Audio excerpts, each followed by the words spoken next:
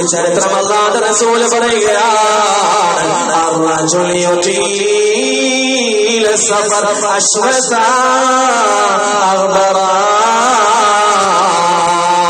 വിദൂരമായ യാത്ര കഴിഞ്ഞ് വരുന്ന ഒരു സഹോദരൻ, ഒരു പുരുഷനുണ്ടല്ലോ, അവന്റെ വസ്ത്രങ്ങളെല്ലാം മുഷിഞ്ഞിരിക്കുകയാണ്, അവന്റെ തലമുടി ജട പിടിച്ചിരിക്കുകയാണ്. അങ്ങനെയുള്ള വിദൂരമായ യാത്ര കഴിഞ്ഞ് വരുന്ന, ദൂരമായ യാത്രകൾ ക്ഷീണിച്ചു വരുന്ന ഒരുത്തരുണ്ട്.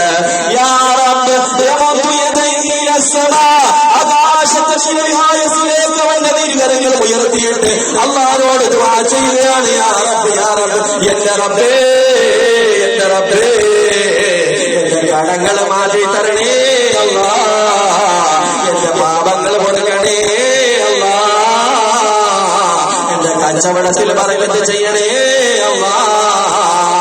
അങ്ങനെ വിദൂരമായ യാത്ര ചെയ്യുന്ന വ്യക്തി ദുആ ചെയ്യുമ്പോ സ്വാഭാവികമായി അല്ലാഹുവിന്റെ റസൂൽ പറഞ്ഞിട്ടില്ലയോ, ഈ ദുആ അല്ലാഹു സ്വീകരിക്കണമെന്ന് അല്ലാഹുവിന്റെ റസൂൽ പറഞ്ഞില്ലയോ?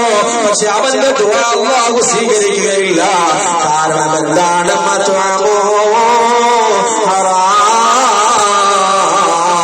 വമശ്റബു ഹറാം വമൽബസു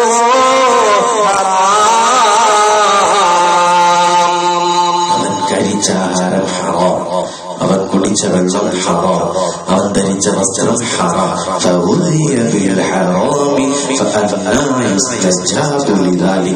ഹറാമിനാൽ മുഴുവനും കൂട്ടപ്പെട്ടിരിക്കുന്ന ഇവന്റെ ദുആ എങ്ങനെ സ്വീകരിക്കാം?